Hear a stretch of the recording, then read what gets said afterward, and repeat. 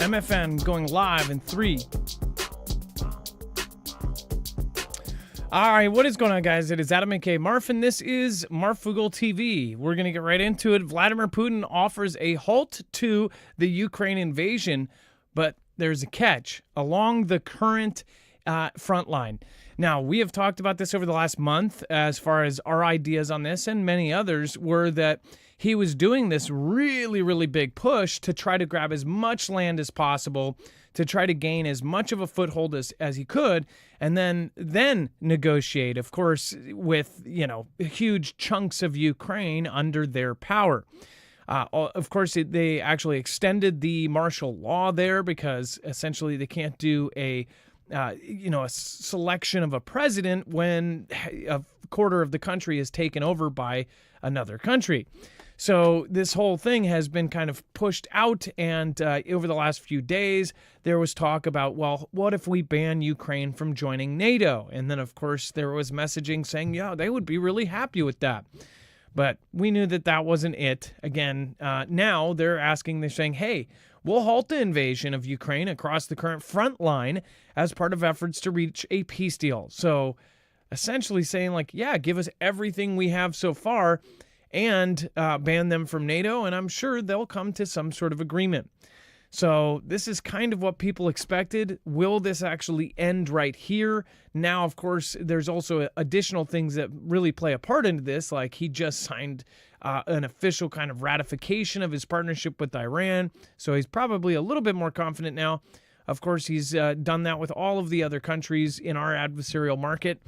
And now a lot is going on. So we're going to talk about this and much, much more. They're sending ship killers out to Taiwan. We'll show you that here in just a moment. We'll be right back right after this.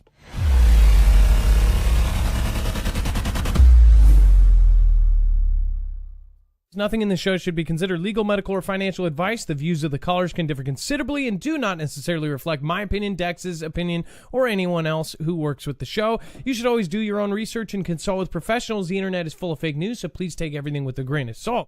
If you have not already, it helps us out if you end up going through any of our affiliates, and it helps you out if you end up protecting yourself against cybercrime.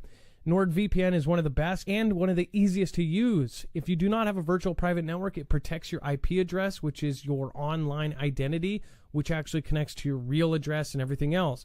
It also connects to you. If you know anything about how they are data logging and basically getting your profiles down, you can prevent that by having a VPN. Nord is, again, one of the easiest. Download it. It's like an on switch and off switch. All you have to do. Go to marfooglenews.com/VPN. Not only will you get a giant discount on this, but you will also be helping us. I appreciate your support, and I appreciate everyone that goes through any of our affiliates. Can't say thank you enough.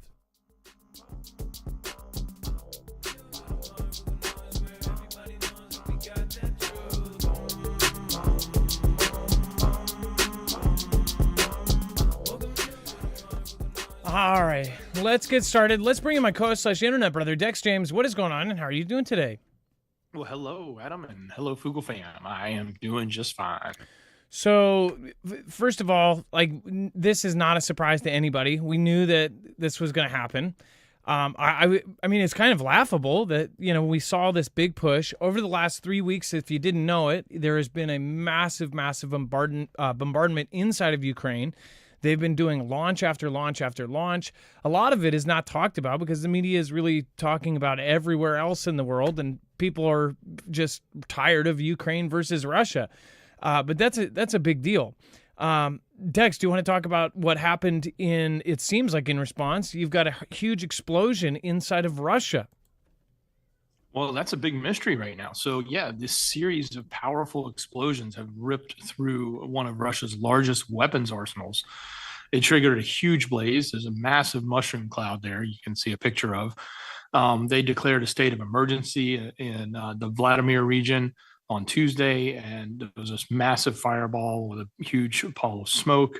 The initial blast caused basically a dozen secondary explosions.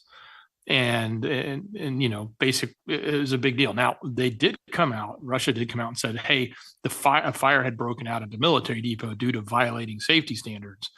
But it's oftentimes they will try to take responsibility for something so that their citizens don't think that the enemy has, hurt them. But we do know that Ukraine has targeted these munition depots before. They did it just recently in March, significantly. So maybe there's something else going on here, whether it's inside, on boots on the ground sort of, sabotage, or if it was drones that came in and they just weren't reported. Yeah, and in some of the videos from it looks like 3-4 miles away, you have citizens talking about it, going, "Oh, the ammunition depot's on fire. Oh, that was an attack." People saying, essentially making it sound like an attack. Essentially, they don't know if they said apparently either human error or sabotage took place here, right? The Telegram post wrote, but it looks like somebody did something. I mean, an ammunition dump doesn't go off in that kind of timing, and it's just an accident. So, and it's right on the cusp of them trying to do negotiations, right? Like they're going to the table, but let's blow up a big ammunition depot. Yeah, and a Fantastic Freddy could be the case too. Russia could have done it to themselves to try to say, well, we were about to go to peace, but then look at what they did. They knocked out this ammunition depot. When in reality, it was themselves. But I highly, highly doubt that that's the case unless there's more evidence that comes out. The timing of all of this seems, it makes more sense to me that NATO is trying to get into this war. And not everybody agrees with that because that just sounds crazy. But right now, there's a lot riding on this. There is so much money riding on this war. And what regular people can't fathom is why anyone would want a war like this. Well, they're probably not invested with most of their livelihood into the military-industrial complex like half of the politicians are and half of the people in these companies. And mind you, they know what's going to happen before it's going to happen, so they don't feel at all risk themselves. And then we have U.S. General says Allied forces can repel Asia aggression as Philippine combat drills open. So you have thousands of Allied American and Filipino forces opened annual combat drills Monday that include repelling an island attack to simulate a defense of the Philippine archipelago in the seas in a full-scale battle scenario. It says the annual Balakatan military exercises between the longtime treaty allies are scheduled from April 21st to May 9th, with about 9,000 American troops and 5,000 Filipino military personnel. And think about those numbers. They have 9,000 of our guys and 5,000 of theirs. You can tell, like, if anything goes down in the Philippines, it's going to be mostly us, right? Fighter jets, warships, and an array of weaponry, including U.S. Marine anti-ship missile systems, will be involved, U.S. and Philippine military officials said. China has steadfastly opposed such war drills in or near the disputed South China Sea and in northern Philippine provinces close to Taiwan, especially if they involve the U.S. and allied forces. That Beijing says aim to contain it and consequently threaten regional stability and peace. So most of us don't take any kind of, weight with that statement because China is the one that's really pushing in. So, but yeah, as far as doing these drills in themselves is a threat to China. So I guess we will see what the reaction is. Now, before we move on, make sure to go check out EMP Shield if you haven't already, because also that sale is going on. And again, we don't know when it's going to end, but it is not going to last too much longer because they did end up finding that last contest winner. So make sure to go check it out. Go to marfooglenews.com/EMP. You've got, of course, an extra $20 off per device. Again, if you get one, and all the way up to if you get 4 devices, you're going to get $200 off from them and $200 off from us because we have a $50 grandfathered in discount per device.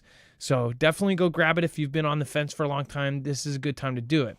That means more people are going to get home after an EMP strike or a Carrington level event. That's what that device is made to do.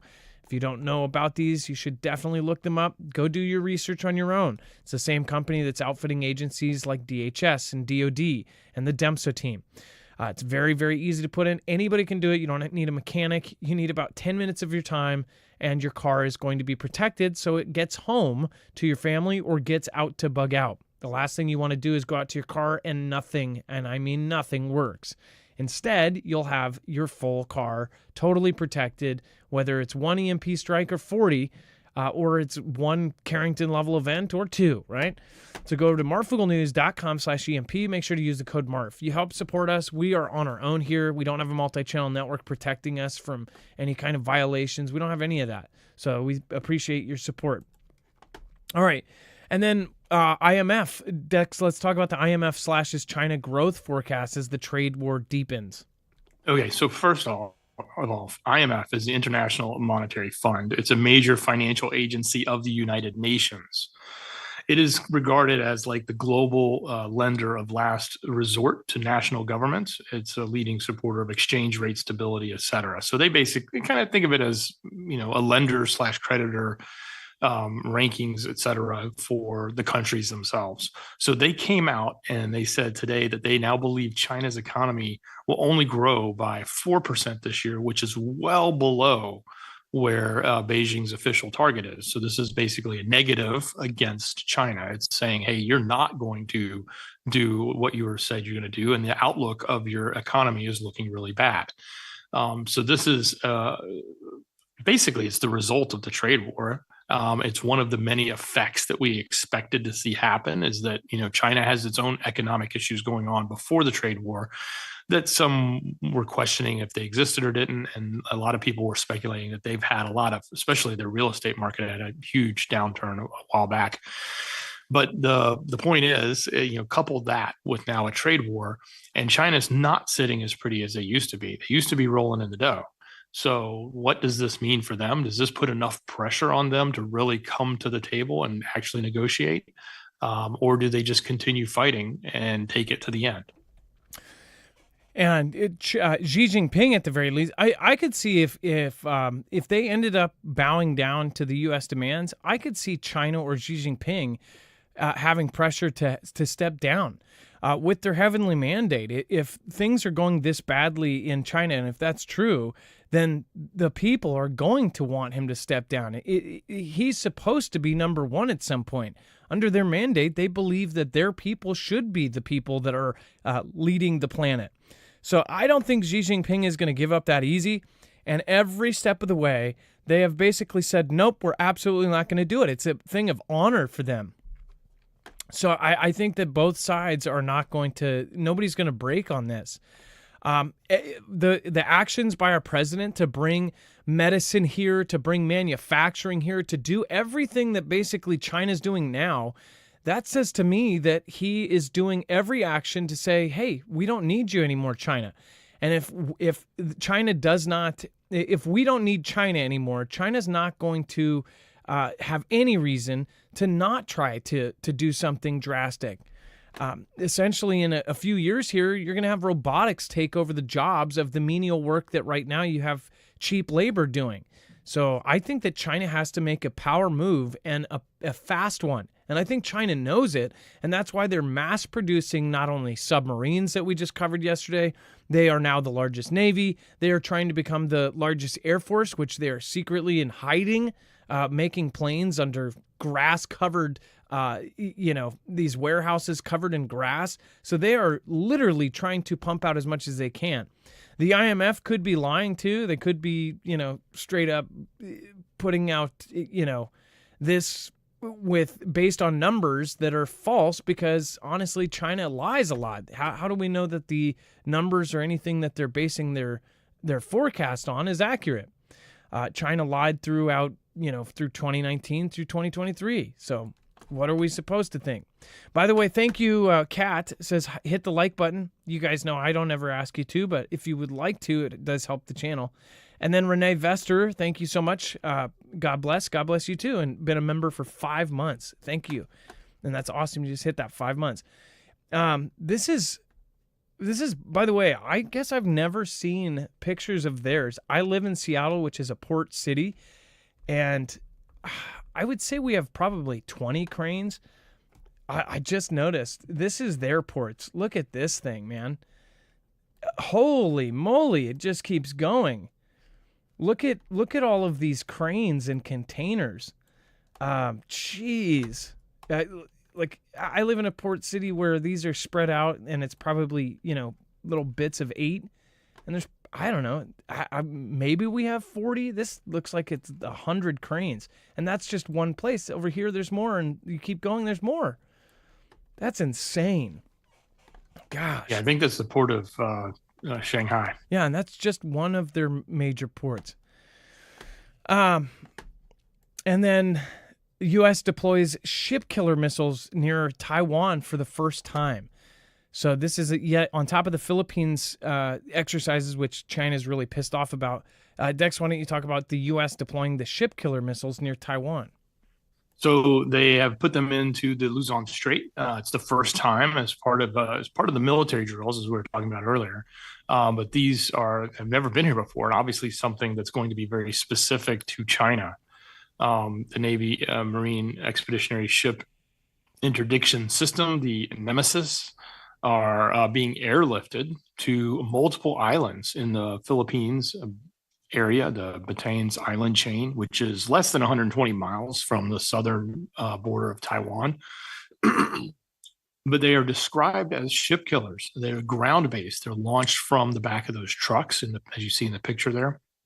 And they can designed to strike any ship with a distance of over 115 miles. So something new for the South China Sea area, something new that I think Xi is not going to be happy about, given the number of ships that are going through there. Obviously, it's for drills, but as we know, when drills are often used for moving equipment and placing it there and then leaving it behind. So it gives the cover of why we can move something there without saying we're doing it for an offensive reason now. And then you just leave it there after the drill is over, and now you have it there. And think about that range, Dex, 115 miles. Taiwan is 120 miles off of China's coast. So the second that they leave port at China, those things can essentially hit them near China. So that's a giant range. I'm sure they're really not happy about that. But how would they, would they spot them and just that's the other thing is they wouldn't be able to know if they're actually invading unless they're invading. Right, and that the map there is just marked for Taiwan, but if you actually scroll up a little bit to the bottom right of Taiwan, that is the strait area. The Luzon Strait is just below Taiwan, the southeast, towards the Philippines, the other direction. All right here. Yeah, between the Philippines and Taiwan is. So so they're about 400 miles. So they would have to catch them go out up there by to the tip. All those little tiny islands that get it closer to Taiwan that are right off of Luzon, that area. So it's not going to hit China mainland, but it's definitely going to hit anything in that main waterway that goes in between, which is a main shipping channel for China. Wow.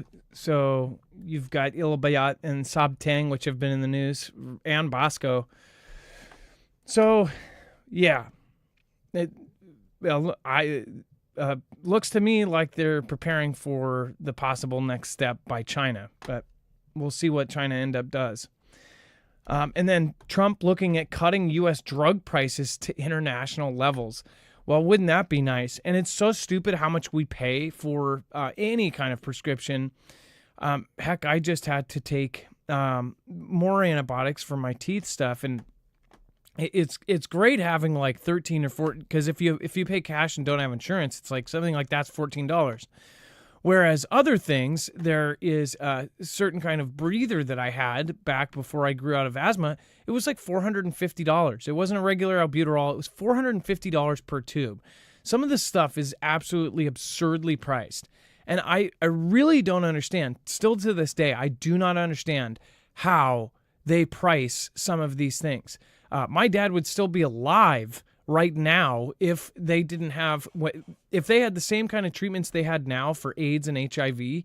My dad would have been alive right now. Back then, you had to be an NBA star to be basically to live through that. But back then, if you were poor, if you didn't have insurance, or if you had just crappy insurance, you were screwed and you were dead. It's just really, really, really an absurd problem here.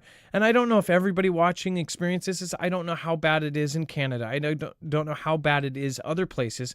But obviously, if we're trying to reach international levels, then obviously it's better than it is here. I mean, Dex, I wonder in the case of the world, how bad is ours compared to everywhere else? Oh, look, the drug maker, so they price the drugs based on the economics of the country. And America is so rich, so the prices are so high. That And makes zero Mexico is sense. much, much poorer, so they know that they can't pay for it. So they'll sell it for cheaper, which is why we can go to Canada or why we can go to Mexico and pick up drugs from Canada and Mexico from the same manufacturer that are far cheaper because they're just sold at a lower price there and they sell them at a higher price here. So, some will say, well, they do it because of, litigation and other things that are stronger here in America that may not be in other countries. But it really comes down to the fact that we have the money and they know they can price it high because we'll pay for it. And that's unfortunate for a lot of Americans. It may be fine for the rich, but it sucks for everyone else that can't afford the drugs. Like you said, if there's something you need and it costs $1,000 a month, where are you going to come up with $1,000 a month to take your medicine if that's what you need? Well, a lot of people go across the border and then they run the risk of getting, counterfeit drugs, which may not be the right pharmaceutical that was supposed to be from the manufacturer. And so, yeah, if they can get it all, and if this comes true, this is something he was campaigning on, was having one price. And if you're gonna sell it for $5 in Mexico, then you're gonna sell it in America for $5. So that would be great, I think. But pharmaceutical companies aren't going to be happy at all. It's a lot of money lost to them. Listen to the one of the detractors says, I don't think the administration fully understands the impact that policy will have on innovation in the U.S., said the first source. It will be disruptive for the entire healthcare market, not just pharmaceuticals. I'm sorry, bull, and I'm sorry. There are so many things where we know that they were absolutely super corrupt. Painkillers are all over the world now. The painkiller crisis, all of that was caused by the healthcare system itself, how they were set up. They've done documentaries, they've done books, they've done movies about it, how bad it was, how they basically wanted to get people hooked on that stuff with any kind of pain. Oh, you stubbed your toe? Here's some freaking morphine. Here's a morphine popsicle. It's like, with this, it's just so freaking absurd because they're basically saying, oh, well, all that money goes back into innovation. If that was the case, we would already have cures for cancer. We would already have things like this. Why would a company, and they are companies, when it comes down to it, it's the bottom line. Why would they give you the cure once for $10 when they can end up having $1,000 of your money every month for 50 years? I'm sorry, I don't think that these companies are being honest. And then they say they're putting all this money into innovation. Well, that's BS. I'm sorry, I don't believe it. I think that they put a lot of money into essentially addressing, a few key things that they know will be able to sell for a lot of money. I mean, heck, why have we put more money into, cures for baldness and erectile dysfunction than we have for cancer? It's just absurd. So again, what do you guys think? Let me know in the comments down below. And do you have a story about a family member that could have been here if it wasn't for the overpriced pharmaceuticals? Let me know in the comments down below. Thank you, Devin Backus. I appreciate your support. Thank you for the super sticker. And then Meatpuppet007, shout out to the mods, Marf and Dex. Hey, thank you. And then, of course, Stephen McMahon, again, thank you for your support this week.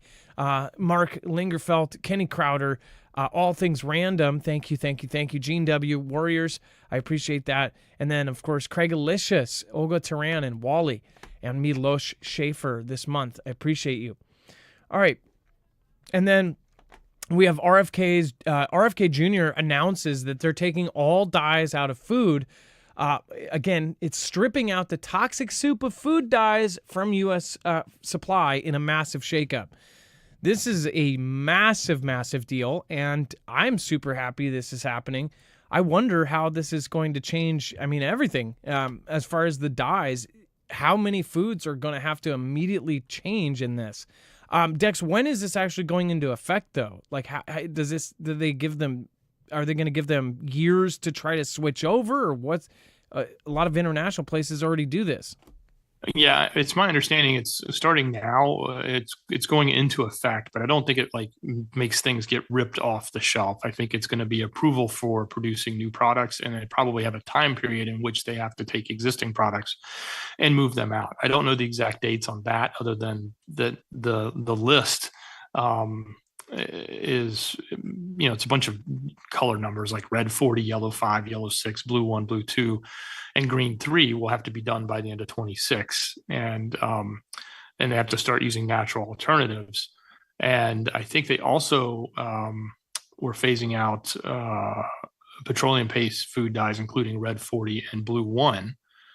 For now, and then they also had a approval that was being revoked that had just came out, a latest proposal, and they're revoking that, and that was for citrus red 2 and orange B, which are not as common as the other dyes. But I think of this and I'm thinking like a bag of M&Ms. Like, okay, what did they? It's not like they can't find a solution. I'm sure they can find a solution. There's probably somebody invented these dye colors and they were really cheap to make and they thought they weren't harming anything. And they said, well, we'll go the cheaper route because we can make more profit, as opposed to a more natural route. And then maybe the blue wasn't as blue as they wanted it in their branding, or the yellow wasn't as popping as they really wanted. So they liked the dye version as opposed to a more safer version. So Well, no, I think we'll see a lot of I don't those think a changes, lot of but companies were thinking that. You had Philip Morris take over. Philip Morris and the cigarette companies took over a lot of the food companies, especially when they hit the cigarette companies with all of those court cases, everything else. They said, well, hey, they invested a ton of money in the food industry, and they applied the same thing they did with cigarettes as they did with food. They were like the biggest owners of food companies at some point after all of that went down. It was like a lot of people stopped smoking, but a lot of people started eating a lot of food. It seems like it's gotten bad since I was a kid. I noticed a difference even when fruit snacks and things started tasting different. I think a lot of people noticed that. When I was a kid, they tasted really good. And then it was like they tasted different. Then a lot of things started tasting different. Cereal started tasting different. And they added these things in. Some of these ones have addictive qualities. So and they wanted it to be flashy, like you said, they like bright colors. They wanted the kids to spot the colors off of the shelf, with Captain Crunch and all these nasty cereals. So I think that they were more nefarious than we all think. Like I think they're just straight up evil, but that's just my opinion. You know what I mean, Dex? Like these people really don't care about people. well, yeah, I mean, it's the greed. It comes down to the profit and the greed, and if we can sell more by making them a brighter color and at the expense of the people that are eating them, but we sell more. That's more important. So, I'm not saying that's what they did, but it certainly feels that way. We've seen it with over time and time again. It is, many people call it the downside to capitalism, which is why you do need to have some regulations in place to sort of keep, these profiteers from just doing all sorts of crazy things just for the sole purpose of making profit at the expense of, humanity. I wonder if Orange B is what is in Fanta. Like Fanta in other countries, isn't it clear? Is that right? You guys can correct me in the chat. But there's a lot of different cereals, a lot of different drinks that are either clear or have no color in them at all, but their packaging is orange or their stuff is red. That's the thing. They've done a workaround. If they couldn't have dyes in packaging, you could have an all orange bottle of Fanta instead of actually having the stuff inside be orange. I think mainly people care about taste. Like we don't care about the color of things, but I guess kids do a lot, and that's the even more disturbing part is they were going after the kids. And then before we move on, make sure to go check out Jace, especially like this. I don't know if any of you have been in the position where you end up having to go for a non-emergency and go to urgent care and end up having to pay for a fee to just go see a doctor very quickly just to get some antibiotics or a Z-Pack or something like that. Well, this is a great service where you're going to get a kit with all of the most commonly prescribed antibiotics in it, And you can even add things in like albuterol, or even that stuff that Joe Rogan took and CNN made fun of him for taking. This is a really easy service. You can do it from the comfort of your couch, on your phone, tablet, or on your computer, and it will be shipped discreetly right to your door. Go to marfooglenews.com/Jace, Jase, and make sure to use code MARF, because you'll not only save money, but you'll also help us out with the commission. We appreciate when you do that, because honestly, everybody is getting more prepped, and you're helping independent media at the same time. So also go check out Jace Daily. That's not going to be for everybody, but if you do worry, like if the lights turn out tomorrow, you could have a year supply of your regular prescription meds. Again, Jace Daily is a 12-month extended supply of your prescription meds, and you can even rotate it into your current prescription while everything is fine, and you'll always have that year of prescription meds. That way, if the lights go off tomorrow, you'll have a year from tomorrow to get by. marfooglenews.com/Jace, and make sure to use the code MARF. All right, and we have, of course, bunker busters headed to Iran. You have an official kind of ratification of a law signing a huge partnership with Iran. And now the U.S. is sending these bunker busters to Israel. These are the things that can go deep, deep, deep down into the ground. And, of course, everybody's seen the underground bases that Iran has. And Iran is even claiming that these bunker busters won't even be able to do anything because they're so deep into the mountain. Well, I guess hopefully we don't see. But yeah, 9 U.S. transport planes carrying bunker-busting bombs and other defensive weapons landed at Nevatim Air Base near Tel Aviv in central Israel. The Israeli Broadcasting Authority CAN reported. Outlet noted that Washington also sent additional interceptors for the THAAD air defense system, which also tells you that they're planning for back and forth. I mean, this is something where I don't think this is going to be a one-way thing if this all goes and pops off. Dex, as far as these bunker buster goes, yeah, I mean, that's definitely a clear signal that they're preparing for a possible event.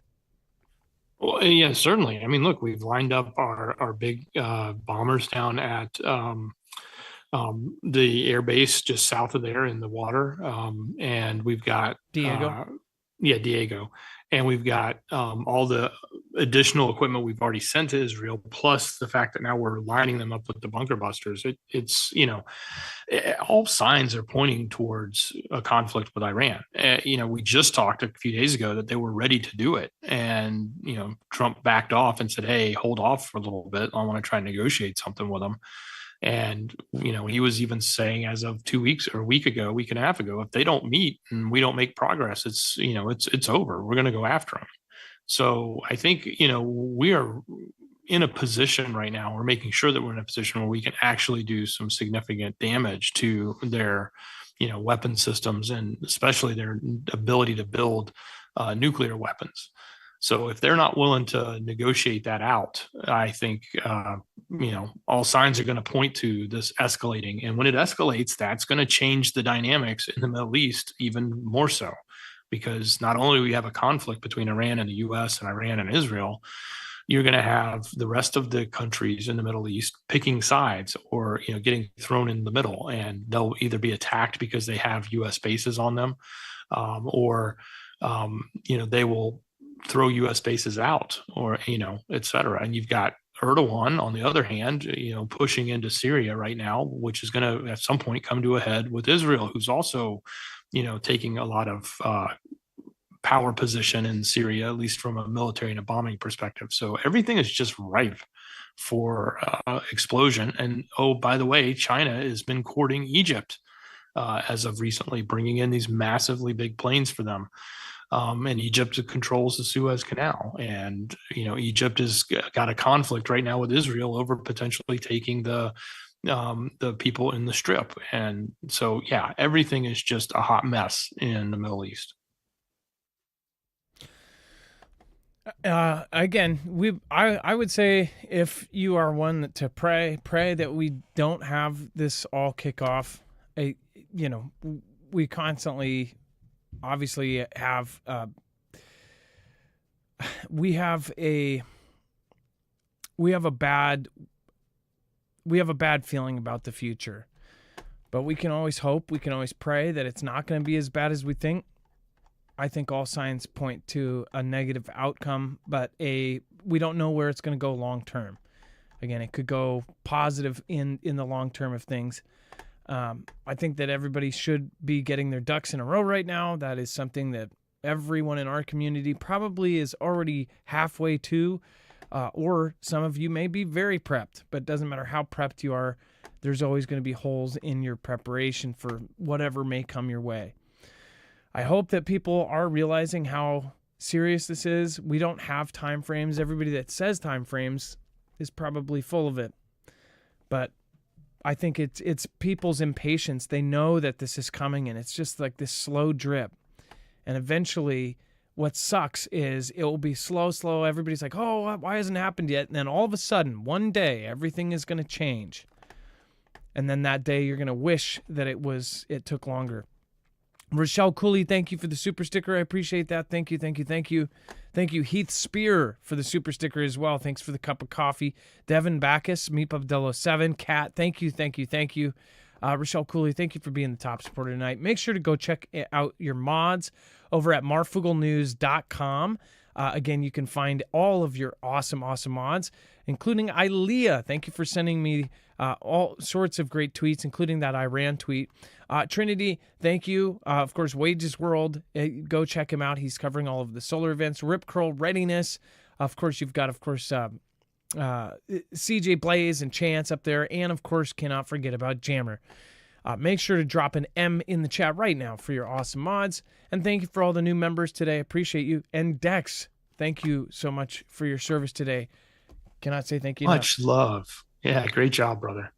All right, you guys, it is now time for the shout show, which, by the way, we have the new RC 505 Mark II. The old one is now garbage. I mean, here's the sucky part.